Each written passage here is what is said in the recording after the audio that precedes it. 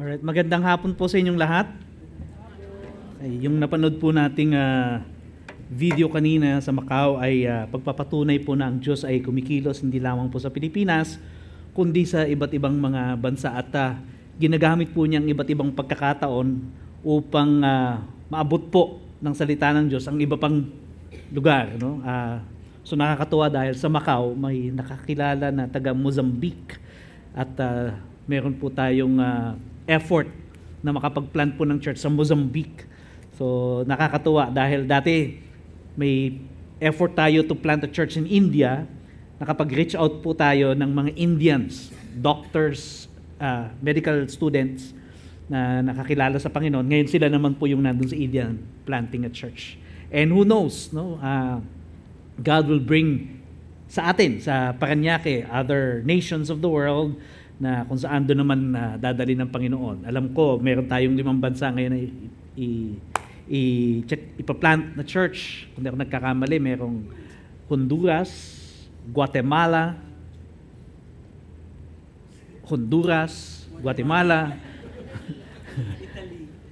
Italianis.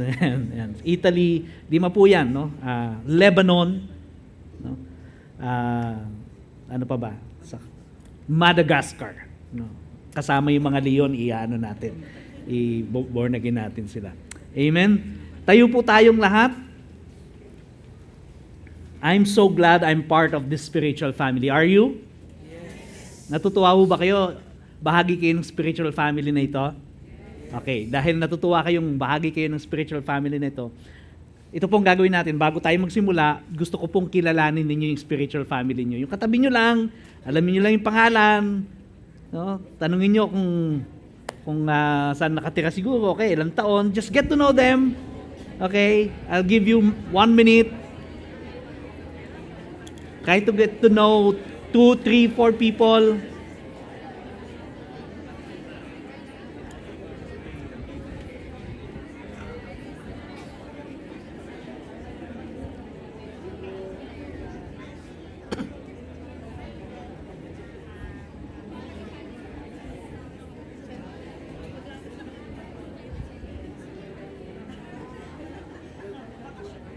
All right, 30 seconds.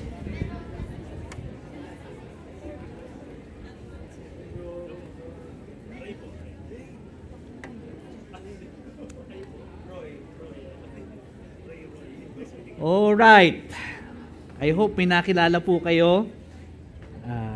Okay, we are now in the second week of our series, Pag-asa. Okay, and gusto ko pong i-commend si Lennon for introducing to us ito pong ating series. Tinalakay natin last week na ang Diyos po ang tunay na pundasyon ng ating pag-asa. Yung kanyang pangako ang ating pinangahawakan. No? Ito po yung naging pundasyon ng ating mga pangarap. Hindi pangarap na pansamantala, hindi material, hindi temporal, kundi eternal. Medyo nag-i-echo ata ako, Kuya Ray. Ayan. And so let us read our next text, Romans chapter 5, verse 1 to 15, as we move on to our second part of the series. Romans 5, verses 1 to 5. Therefore, since we have been justified by faith, we have peace with God through our Lord Jesus Christ.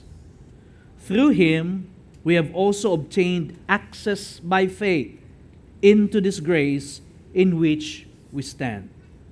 And we rejoice in hope of the glory of God. Not only that, but we rejoice in our sufferings, knowing that suffering produces endurance, and endurance produces character, and character produces hope. And hope does not put us to shame because God's love has been poured into our hearts through the Holy Spirit who has been given to us.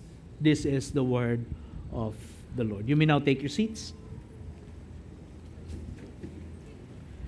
I hope po na na-access nyo na yung ating Spotify account sa ating faith declaration. No? Kung hindi pa, i-access nyo po, i-search nyo lang sa Spotify. May bago po tayong faith declaration, and it will really be good for us para makapag-meditate ng salita ng Diyos. Search nyo lang po yan sa ating Spotify. Mamaya, ilalagay po namin yung QR code para dun sa bago. I read this from preachingtoday.com. It says, an article in the Boston Globe claims that our demand for instant results is seeping into every corner of our lives. The need for instant gratification, sabi niyo nga po, instant gratification. The need for instant gratification is not new, but our expectation of instant has become faster. The article states, retailers are jumping into same-day delivery services. Smartphone apps eliminate the wait for a cab, a date, or a table at a hot restaurant. Movies and TV shows begin streaming in seconds. But experts caution that instant gratification comes at a price. It's making us less patient. We've come to expect things so quickly that researchers found people can't wait more than a few seconds for a video to load. One researcher examined the viewing habits of 6.7 million internet users. How long were subjects willing to be patient? 2 seconds. After that, they started abandoning the site. After 5 seconds, the abandonment rate is 25%. When you get to 10 seconds, half are gone. Naranasan po natin yan sa ating site, YouTube saka FB. Ma-delay lang ng konti, maya-maya bagsak na ang viewers. Okay? The results offer a glimpse into the future. As internet speeds increase, people will be even less willing to wait for that cute puppy video. The researcher, who spent years developing the study, worries someday people will be too impatient to conduct studies on patience. Instant gratification. Ang mga tao po ay patuloy na nagiging impatient sa paghihintay. Naalala ko po, nanligaw ako dati, 1 taon nakanasan ko yun. Ngayon, 1 linggo lang, inip na. Yung babae. Yeah? We want things to happen in a snap. We want quick fix solution. We want get rich quick scheme. We want it fast and we want it now. Yung mga tao po, they want to gratify their desire in an instant. Sexual desires without taking responsibility and facing consequence. Getting into credit card debt. Kasi gusto mo kagad immediately ma-acquire yung dinidesire mo na gadget, yung dinidesire mo na ba make-up ba? Okay? Yung dinidesire mong ref. Okay?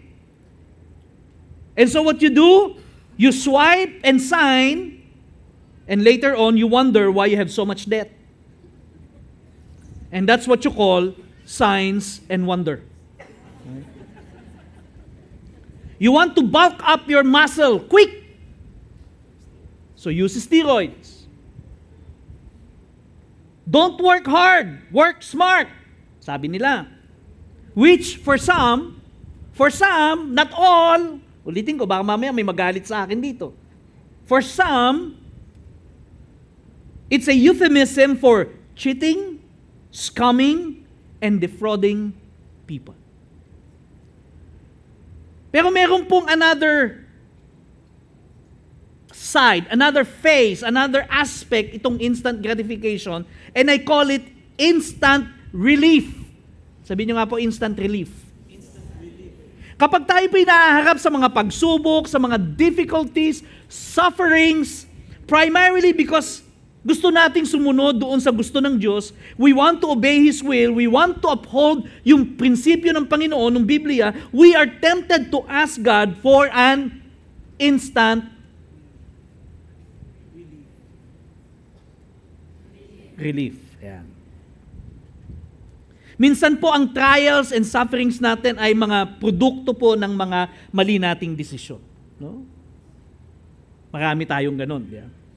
Pero dahil gusto natin, we want to make it right, gusto natin according to the will of God, pag inayos natin, lalo tayong nagsa-suffer. And everybody say, ako lang yon. Di ba? Pwede ba, Lord, takbuhan ko na lang muna tong problema ko? Yeah? Pwede bang maglaho muna ako kahit 5 taon lang? Yung iba naman, dahil talagang natitest yung patience niya, nagpipray, Lord, pwede bang mag-backslide ako kahit 5 minutes lang? 5 minutes lang, hakapin ko lang itong lalaki na to. Yeah? We are tempted to take the shortcut, to short-circuit the process, to bypass the pain and suffering, and we become unwilling to go through the process. Well, sino ba dito ang gustong mahirapan? Yeah. Wala naman, di ba? But when we chose to stay under, sabihin nyo nga po, stay under. Hindi po yung under Bisaya, ha? Okay. When we choose to stay under rather than run away, good news is God does something special sa ating pong pagkatao, sa ating spirito, something beautiful within our soul. And that is the formation of hope. The strengthening and the maturing of our hope in God. One of my favorite verses in the Bible, at alam ko, paborito nyo rin ito, Philippians chapter 1, verse 6. I am sure of this, that He who began a good work in you will bring it to completion at the day of Jesus Christ. Nakabisado ko po ito dahil lang sa isang kanta rin. Sino kabisado ito dahil sa kanta? Si Don Moen. No? He who began a good work in you. Naalala niyo yan? Okay. Hindi na. Sinasabi po ni Paul sa atin na ang Diyos po ang nagpasimula ng magandang gawain sa atin. May sinimulan siya, pero He will also bring it into completion. That's a promise. So merong starting line, meron pong, ulitin ko, may starting line at merong finish line. Merong beginning, merong completion. The day of our beginning formally starts nung tayo po ay nangaligtas. Okay? Nung narinig natin ang mabuting balita ng Panginoon, nang tinanggap natin ang balitang yon, pinaniwalaan natin ang gospel, nagsisi tayo ng ating mga kasalanan, inacknowledge natin si Jesus bilang Panginoon, and because of that, I want to show you what happened in the Spirit when we believe. In an instant, in a twinkling of an eye, in a split second, the moment we were saved, believed the Lord Jesus Christ, something happened in our spirit. Sabi ng verse 1 ng text natin, therefore, since we have been justified by faith. Yeah? Ano ibig sabihin? We have been justified by faith. Meaning we're forgiven and declared not guilty. Tingnan mo yung katabi mo.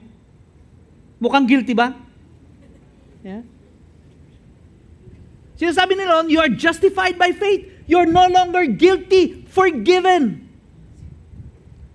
At sabi pa dyan, we have peace with God. We are no longer enemies of God. We are friends with God. Sanggang dikit na kayo ni Lord. Amen? And then, in verse 2, sabi niya, through Him we have also obtained access by faith into this grace in which we stand. We have access to God's grace. Access to God's empowering, sustaining, and overcoming grace. Meron kang access doon. Pag kailangan mo ng empowering grace, lapit ka lang kay God. Bakit? Kasi anak ka na niya.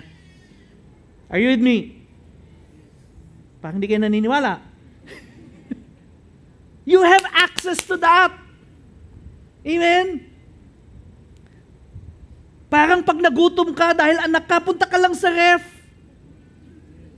Di ba? Gusto mo ng cheese, may cheese. Gusto mo ng milk, may milk. Gusto mo ng fruits, may fruits. Di ba? Hindi ka na nga nagtatanong, kanino to? Diba? Bakit? You have access. Yeah? Naranasan nyo ba itong sinasabi ko sa Panginoon? Yung alam mo, nagbago yung buhay mo. Hindi naman totally, of course, no? Hindi perfect. Kasi kung perfect, kukunin ka kagad ni Lord. No? Gusto niyo ba perfect na yung kasama niyo? Huwag muna. Kukunin ni Lord yan. Okay? Pero alam mo lang, nagbago ka. Nagbago yung pananaw mo sa buhay. Yung para bang nabunutan ka ng tinik sa dibdib, na nabawasan yung pasanin mo sa balikat mo. Something has clicked. Something has changed. Mas matapang ka nang humarap sa problema. Medyo, minsan gusto mo pa rin takbuhan, pero mas matapang ka na ng konti. Yeah? Mas malakas na ang loob mo kasi alam mo, kasama mo ang Diyos. And everybody say, experience niyo yan? Amen? And that's what we have at the very start of our relationship with God. Kaya sabi ni Paul, He who began a good work. It's a good work. And then Paul said, dun po sa text natin, okay, balikan natin yan, and we rejoice in hope of the glory of God. Ito pong glory of God, sa talatang yan, pertains to the future glory of God na mawi-witness po natin at the end of the age. Sabi niya, we rejoice in the hope of seeing the future glory of God. Okay? When everything has been restored by God, and we are now living, at least by then, we are living with God forever. Yun po yung future natin. Okay? Pwede ba kalabitin mo yung katabi mo? Sige, kalabitin mo. Sige, kalabitin mo. Sabi mo, may future ka. Ayan. Kailan mangyayari yon? Soon! Soon. Pastor, kailan yung soon? Hindi ko alam. Basta alam ko soon. At kapag tingin kayo, kapag ikay nakakaranas ng maraming problema, itong salitang soon, frustrating ito. Kaya pastor, nakaka-frustrate naman eh. Si Jesus nag-resurrect na 2,000 years ago. Pangako niya, babalik siya until now. Wala pa rin, naghihintay pa rin. Sabi niya, I'm coming soon. No? Well, you may have a point there. Medyo nakaka-frustrate. But Paul would disagree with you. Ano sabi ni Paul? We rejoice in the hope. Paano masasabi ni Paul yun, yung we rejoice in the hope? How can we rejoice in hope in a frustrating, uncertain future like I'm facing now, Pastor? How can I rejoice? Sa text po natin, makikita po natin paano ba na-form yung hope na yan. Okay? How hope is formed, is strengthened, and matured. Amen, sabi niya. Okay? Tingnan po natin. Verse 3. Not only that, but we rejoice in our suffering, knowing that suffering produces endurance. And endurance produces character. Character produces hope. And hope does not put us to shame because God's love has been poured into our hearts and the Holy Spirit has been given to us. Himayin lang po natin ito. Sabi ni Paul, sabi niya, we rejoice in the hope of the glory of God. Not only that, sabihin nyo nga po, not only that. Ang ibig sabihin po niyan, sinasabi ni Paul, makinig po kayo, kasi kaya minsan kailangan ng preacher na-explain kasi medyo sa pagdating sa original language, medyo difficult. Okay? Yung English po very limited kasi. So, explain ko sa inyo. As if Paul is saying, hindi automatic yung rejoicing in hope. Hindi yan automatic na mangyayari. Okay? Meron ba dito, nakaranas kayo ng pagsubok, malaking pagsubok, tapos ikaw kagad, wow, may pagsubok ako. Wala naman eh, di ba? Hindi yun automatic. Kailangan pa bang i-memorize yan? Di ba? Ang sa totoo, ang reaction mo, magmaktol, magreklamo. Tama? So sinasabi niya, hindi automatic yung rejoicing in hope. Kaya sabi niya, pagdating doon, but! Say but. Oh, pag nabasa niyo yung salitang but, it's a contrast. May kinokontra siya. Sabi niya. But sabi niya, we have learned to rejoice in our suffering. Yan po ang sinasabi diyan. Bago nangyari yung rejoicing in the hope, natuto muna kaming mag-rejoice in our suffering. Now, let me give you a very interesting insight about suffering. Suffering, also translated as tribulation, in Greek, it's medyo mahirap basahin. A word for ancient torture where they would take the victim, lie him on his back, and put weights on his chest, one upon another, another upon another, until those weights began to crush him so he couldn't breathe anymore. Suffering. Wow. Yun po ang ibig sabihin ng suffering. Yun po yung picture. Merong weight. Sino dito nakanasan nyo parang feeling nyo bigat-bigat? Talagang ilan lang kami. Taas ang kamay. Para makita kayo ni Lord. Nasabi nyo, nabibigatan na ako, Lord. Di ba? Kahit ang nipis-nipis ng card, nilagay mo dito, Lord, bigat ang credit card na to. Di ba? Papel lang ang nakita mo. Meralco 10,000. Nabigat, Lord. Di ba? Notice to explain. Notice to abigat, Lord. Summon. Di ba? Result of your MRI. Ang gaan naman ng papel na yon, pero ang bigat sa dibdib. Are you with me? Sufferings are weight in our chest, mga kabigatan. Now, let me clarify this. Sabi di ba, we rejoice in suffering. Clarify ko lang po. Hindi po tayo naghahanap ng suffering. No? Tapos magre-rejoice tayo claiming na, nagsasuffer ako para kay Jesus. Meron po kasing religion na ganon. Maghahanap ng persecution. I'm gonna knock on your door, ring on your bell, knock on your window too. Tapos pilit kong isi-share sa yung gospel, pag nagalit ka, tatratuhin ko yun as persecution. Minura ako, persecution, suffering. Yes, Lord. We're not seeking suffering. Okay? But sufferings and tribulations pertain to burdens that we carry as a result of directly or indirectly trying to obey God. Okay? Sa New Testament po, alam niyo ba na yung mga tao, para makapasok po sa agora o yung marketplace nila, tinatawag agora. No? Sa San Juan, merong agora. Market yan. Sa Greek market. Kailangan po nilang maglagay ng insenso at mag-confess ng Caesar is Lord. Okay? Kaya po yung mga Christian hindi makapasok sa market.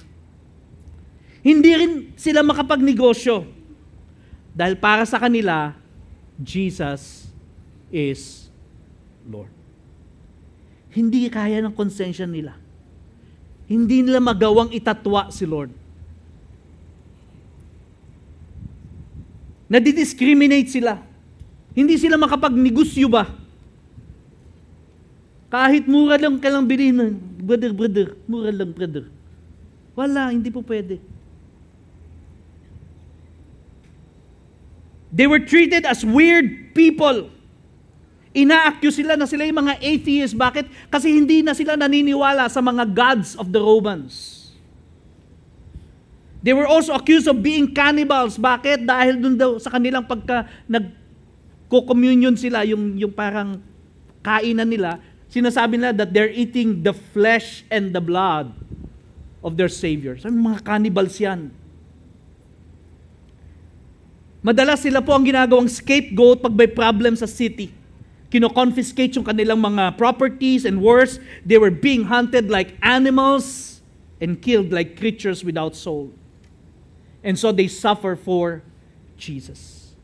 They suffer for their faith. Nung New Testament po, yun yung suffering. Buti na lang wala tayong sa New Testament time. Amen. May narinig po ako, napanood ako, na ito ang sinabi about suffering. Suffering is basically discomfort amplified by our resistance. Okay? Suffering is equivalent to discomfort plus resistance. Resistance of our fear, natatakot ka, ayoko. Negative conversation inside our mind. Hindi mo kaya. The resistance of the limiting belief that says, you cannot do it, it's difficult. Pero alam niyo ba, but if we go through, or if we do these things that are uncomfortable, and at the same time, we try to strip away the resistance. Okay? The fear factor of suffering, then it simply becomes discomfort. It's just a discomfort. Nawawala yung element of suffering. Paul said, but we rejoice. Kaya siya nakakapag-rejoice. Yeah. Kasi nawawala na yung resistance niya. Tinatanggap lang niya. That's why he said, we rejoice in our suffering. In the original Greek, the word rejoice, lalo sa mga talata na yan, means boasting from a particular vantage point. Hindi ibig sabihin, pag nagka-problema si Paul, siya'y sumasayaw. I feel good. Hindi. Ang sinasabi lang niya, he is boasting. Halimbawa, nagkaroon siya ng problema. Nagkaroon siya ng suffering. Ano sinasabi niya? Kaya ni Lord to. Hindi ako bibigay dahil mas makapangyarihan ng Diyos ko kaysa sa problema na yan. Tumutulo pa ang luha ng kaya ni Lord yan. Subukan nyo na ba yan? You're trying to confess something about God and yet at the same time, ang bigat-bigat. Lord, kaya mo to. Hindi ko kaya ito mag-isa. Pero dahil kasama kita, I will rejoice. Amen? Yun yung sinasabing rejoice. Sige po, palakpakan yung Panginoon. Boasting from a particular vantage point. Si Paul po was seeing something, knew something that some people didn't know. Ano yun? Eto, sabi niya, knowing that suffering produces endurance. Kasi alam niya, yung suffering na yon magproproduce sa kanya ng endurance, or another translation, perseverance. In bodybuilding, no, na kung saan yan po ang bisyo ko, patawakin nawa ako ng Panginoon. Endurance is the reps or yung repetition of carrying the same weight. Okay? Dati, 10 reps lang, no? Wow, yung ganyan. 10 reps. 1, 2, 3, 4, 5, 7, 8, 9, 10! Yeah? Tapos susunod, magiging 15 na. 1, 2, 3, 4, 5, 6, 7, 10! Halos pumuputok-putok na yung muscle mo nun sa hirap. Tapos magiging 20.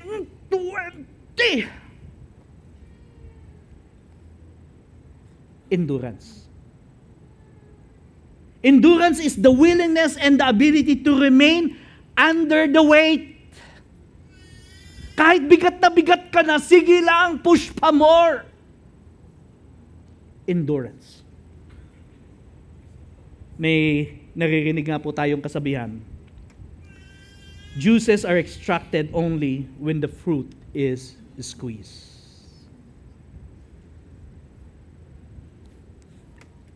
Doon naman talaga lumalabas yung katas natin pag nai-squeeze na tayo.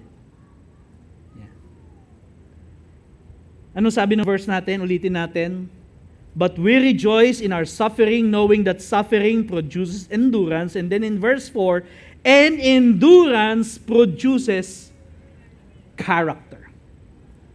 Again, in the analogy of bodybuilding, as you consistently carry weights with increasing pounds, dati, 20 pounds, 30 pounds, 40 pounds, 10 reps, 15 reps, habang nag-i-increase yan, your muscles, alam nyo ba nangyayari sa muscles natin?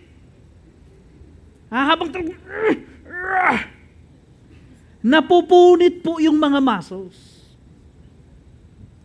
At pag napunit yan, pag nag-heal, lumalaki.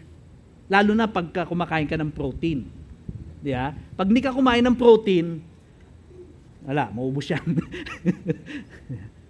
So lumalaki yung muscle mo. Diba? Later on, mas kaya mo na yung mas mabigat.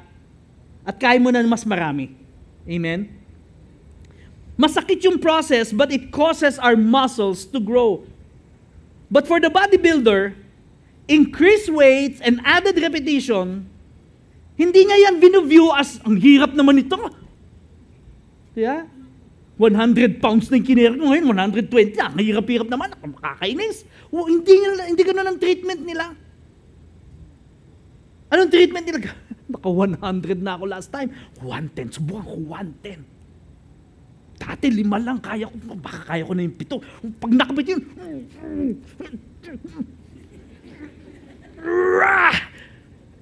tapos anong gagawin? Harap sa salamin.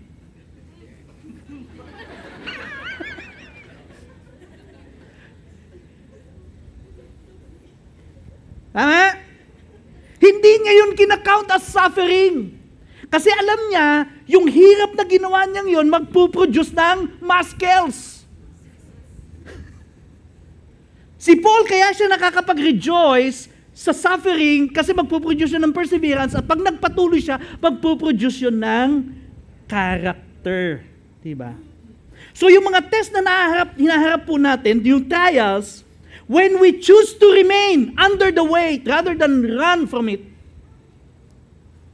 yes, painful siya, inconvenient siya, yes, difficult siya, but it produces character in us, strength of the heart.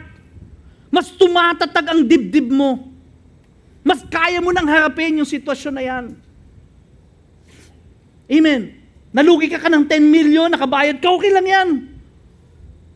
Sumunod, nalugi ka ng 15 million, kaya ni Lord yan. Narunasan ko ng 10 million eh. Are you with me? May ka-victory group po kami. Bay, nalugi. Nabaon sa utang 25 million. Nagpursige, Lord. Sabi niya, hindi ko kaya ito pag wala ka. In 1 year, takang-taka sila. Sabi niya, Panginoon, paano ko nabayaran yung 25 million? Kaya mas malakas na ang loob niya ngayon. Bakit? Kasi nasakanasan niya kung paano binayaran ni Lord yung utang niya eh. Are you with me? Character, strength of the heart.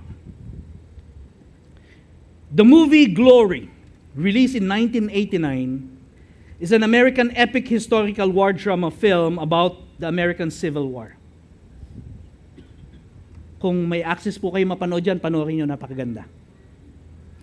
Colonel Robert Goldshaw is offered command of the United States 1st All-African-American Regiment, the 54th Massachusetts Volunteer Infantry. Ito po yung regiment na kung saan they're being looked down upon, belittled, discriminated against by the rest of the army. Bakit? Black sila. Galing sila sa slavery. Coming from a hard but victorious battle, Colonel Shaw volunteered his regiment to take on a suicidal assignment of taking Morris Island and capturing Fort Wagner. Ito po'y assignment na necessary to accomplish yung pagpapanalo sa war. If they're going to win the war, they have to do this. Kasi ito na po yung parang last frontier nila. So nag-volunteer siya. His commander was confused by his action because they just came from a heavy battle and have not slept for 2 days. At ito po ang sinabi ni Colonel Shaw sa kanyang commander. There's more to fighting than rest. There's character. There's strength of the heart. You should have seen us in action 2 days ago. We were a sight to see. We'll be ready, sir. When do you want us? Colonel Shaw was boasting at a different vantage point. He saw things differently. Yung kanya pong African-American Regiment, sa tingin niya, mas mag-gain more in fighting than in resting. And true enough, nakuha po nila ang respeto ng mga sundalong puti. Nung pumaparada na sila, dati sila'y dinuduraan, niyuyurakan, nung dumaan sila para sumugod, palakpakan po ang mga tao. They gained the respect. There's more to fighting than rest. The word calls it EQ and AQ. What's that? Emotional quotient and adversity quotient. The Bible calls it character. So in the same manner, there's more to gain in remaining under the weights of our suffering than running away. Because when we learn how to respond, kapag natutunan po natin yung mga lessons in life, ang character po natin ay nabibuild. And then we learn how to look forward. Yeah? Naalala niyo po nung pandemic, lahat tayo nasa bahay. Kahit gaano kalaki yung pera mo, pag na-hospital ka, pag walang room, hindi ka makapagpagamot. Naalala niyo yun? At kahit ang dami mong mga Louis Vuitton, Hermes, kung ano-ano pa, walang kwenta kasi hindi mo naman magamit sa labas. Tama? We were all suffering. And through those years, years, di ba? We've learned to realize life is not about money. Life is not about material things. Mas natuto tayong tumingin sa Diyos nung nag-suffer tayo. Naintindihan natin? Mas umayos yung karakter natin. Mas naging maunawain at mapagpatawad tayo dahil sa COVID. We learn to look forward. We learn to have a better vantage point, a better perspective. And we become more hopeful. Why are we hopeful? Because our hope transcends this present life. Hindi pa tungkol sa material. Hindi pa tungkol sa pinansyal. Hindi pa tungkol sa temporal. Hindi nakasandal ang pag-asa natin, mga kapatid, sa mga pangako ng politiko o kung sino mang politiko ang mananalo o sa gobyerno o sa pangako ng mga malalaking tao sa lipunan. Ang pag-asa natin hindi sandal sa pagangat ng ating ekonomiya, pagbabago ng mga pulisya, paglutas ng mga gera, o paglutas ng climate change. Our hope is anchored not on the material and temporal, but on the eternal. Our hope is founded on God and on His promise that someday Jesus would come back and take us home to be with Him. Hindi ito ang tunay nating tahanan. Just like what Abraham did. Sabi niya, he was waiting for a city whose architect and builder is God Himself. 1 Corinthians chapter 15, verse 90. This is the warning of Paul. If in Christ we have hope in this life only, sabi niyo nga, in this life only, we are of all people most to be pitied. Kung ang pag-asa daw po natin ay panglupa lang, hanggang dito lang sa lupa, tayo daw po ang pinakakaawa-awang taong nabubuhay sa mundong ito. Bakit? Hanggang dito lang. Dahil pag namatay ka, wala na. Anong sabi ni Solomon matapos siyang mag-backslide, na naranasan niya ang lahat ng mararangyang bagay, lahat ng gugustuhin natin, naranasan niya na. Tapos tumalikod siya sa Panginoon, tapos nanumbalik siya. Anong sabi niya? Ecclesiastes chapter 1 verse 14. I have seen everything that is done under the sun, and behold, all is vanity and striving after the wind.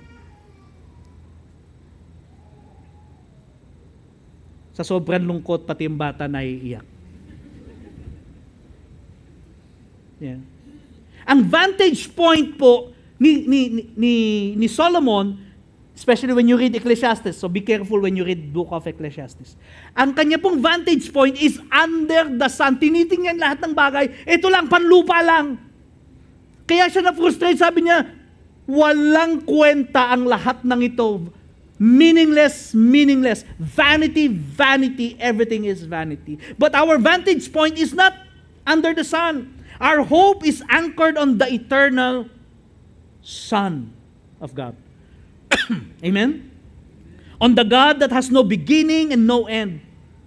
Our hope is purchased for us by the one who called Himself the Alpha and the Omega, the beginning and the end. No wonder Paul declared in Philippians chapter 6, sabi niya, He who began a good work will complete it. Because He is the beginning, He is the ending, He is the Alpha and the Omega. So as I wrapped up, what should be our attitude when we face trials, sufferings, and difficulties? Ano dapat nating maging attitude? Pwede bang paabot ng tubig ko? James chapter 1, verse 2 to 4.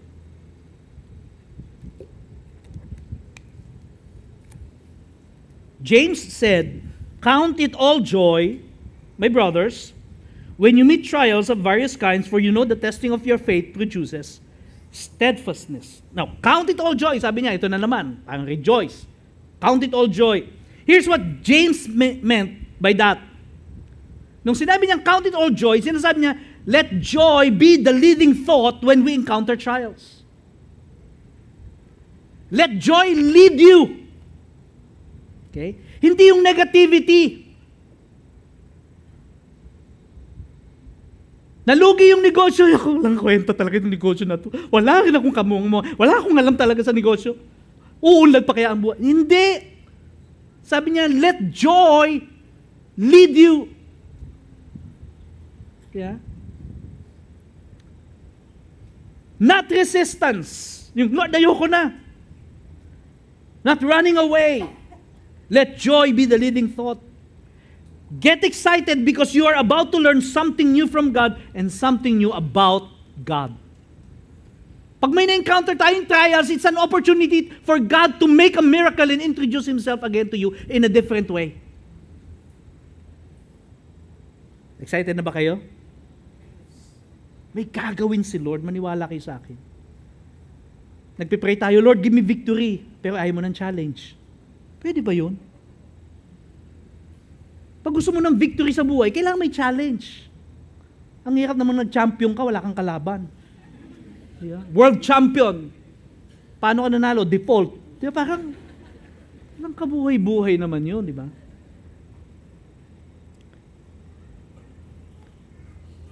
Madalas ko pong binabanggit sa inyo, no, kung kayo po'y madalas nang nakakarinig ng preaching ko, na kami pong mag-asawa ay dumaan po sa dark season of our lives.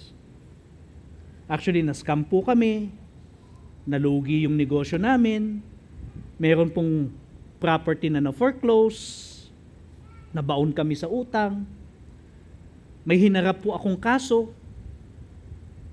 nandito po yung abogado ko, si Attorney Debbie, salamat sa buhay niya. Naapektuhan yung calling ko. At malaking factor po doon, sa totoo lang, maling desisyon. Nagkamali ako ng desisyon. But it becomes even more difficult when I try to follow what God wanted in my life. Kasi kailangan kong gawin yung tama. Kailangan kong gawin medyo mahirap. But looking back, I want you to know I will not be who I am today. My marriage and my family would not be like it today if we did not remain under the weight. If we had not endured or persevered. Balikan po natin yung verse 4 ng ating text. Sabi niya, verse 4, and let steadfastness have its full effect. No, I think verse 4 ng James. Let steadfastness have its full effect, that you may be perfect and complete, lacking nothing. Para daw po tayo maging mature. Yan po yung ibig sabihin ng perfect dyan. Mas mag-mature tayo. Lacking nothing. Kaya mga kapatid, kapag tayo po naka-encounter ng sufferings, trials of different kinds, let joy be our leading thought, not an afterthought, but leading thought. Let it shape our perspective. Si James po, as well as si Paul, is not saying that we should wish na sana yung suffering ay hindi na lang huminto. Hindi po. Hindi niya sinasabing, dapat mag-live kayo, mabuhay kayo in constant trial. Hindi po. Masokista po ang tawag doon kapag gusto nyo lagi kayo nahihirapan. Hindi po yun ang sinasabi nila. So what should we do? Ang sabi ni James, let joy lead you, and then he continued on in verse 5 and verse 8, if any of you lacks wisdom, let him ask God who gives generously to all without reproach, and it will be given him. Ano po ibig sabihin niyan? Sinasabi po ni James, ngayong humaharap na kayo sa mga pagsubok, challenges, difficulties, kailangan mo mag-overcome. Sino dito gusto nyong mag-overcome? Sige. Taas po ang kamay. Sige, pag-pray ko na po kayo ngayon. Sige, taas yung kamay. Lord, I ask, Lord, that you will help your people overcome. I pray, God, that you will give them wisdom, how to navigate the nitty-gritty processes that you want them to go through so that they will get to know you and experience the miracle you have for them. In Jesus' name, amen and amen. Ask for wisdom from God. Hindi yung nagkamali ka na nga, tapos aarya ka na, hindi, kaya ko to. Hindi. Sabi mo, Lord, hindi ko to kaya pag wala ka. Ask wisdom. Do not lean on your own understanding, sabi ng Proverbs. In all your ways, acknowledge Him. And then He will give you guidance, lead you, give you favor and grace. Verse 6, paalala ni James, but let him ask in faith with no doubting, for the one who doubts is like a wave of the sea that is driven and tossed by the wind. For that person must not suppose that he will receive anything from the Lord. He is double-minded man, unstable in all his ways. Wala siyang mapapala. Yan ang sinasabi ni Lord. Kaya pag nanalangin ka, humingi ka kay Lord, huwag kang parang alon. Believe, Lord, kailangan ko ng wisdom. Bibigyan kaya talaga ako ng wisdom ni Lord? Sabihin mo, in desperation, Lord, kailangan kita. Kung gaano'y, di mo alam. Basta't kailangan kita. Yung mga kaedad ko, alam yan. Ask in faith. You see, God wants to rescue you. God wants to show His power through you. But you see, the currency in heaven is asking. You cannot get anything from heaven without asking. You have to ask. Eh bakit ganun, pastor? May mga natanggap na ako na hindi ko naman pinag-pray, natanggap ko. May nag-pray nun para sa'yo. Hindi mo lang alam. Yung nanay mo, yung tatay mo, yung kaibigan mo.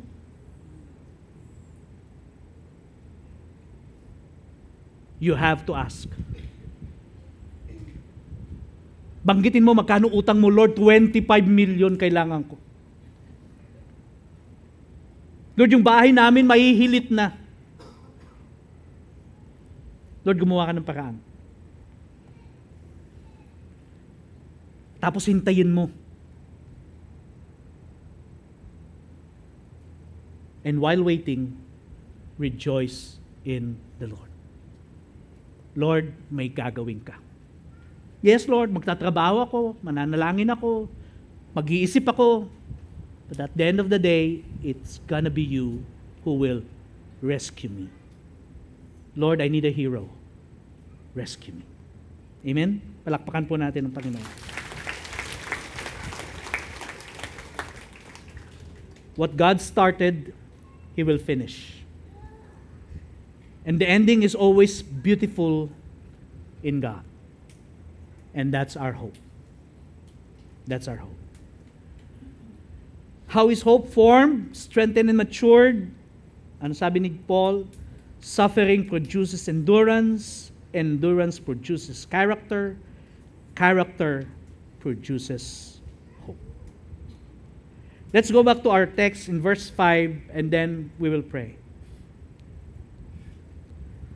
And hope does not put us to shame because God's love has been poured into our hearts through the Holy Spirit who has given to us. We can rejoice in the midst of suffering because our hope is guaranteed by the Holy Spirit. Our inheritance is secured by God's sure promise. And so as they say, push pa more. Amen? Don't give up. Just be assured God can, God will. He will fulfill it in His own terms and in His own time. Father God, I lift up to you my brothers and sisters.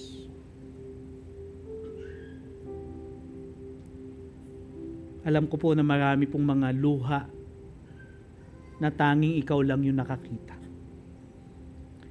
Mga panalangin tanging ikaw lang ang nakakarinig at nakakaintindi.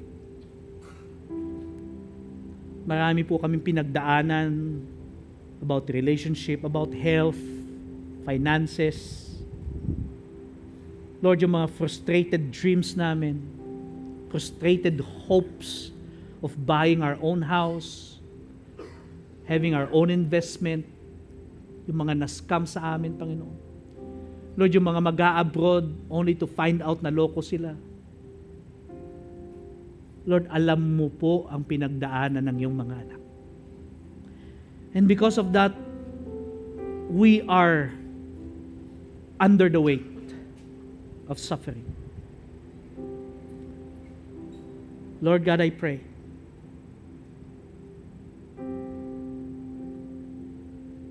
surround us with your grace.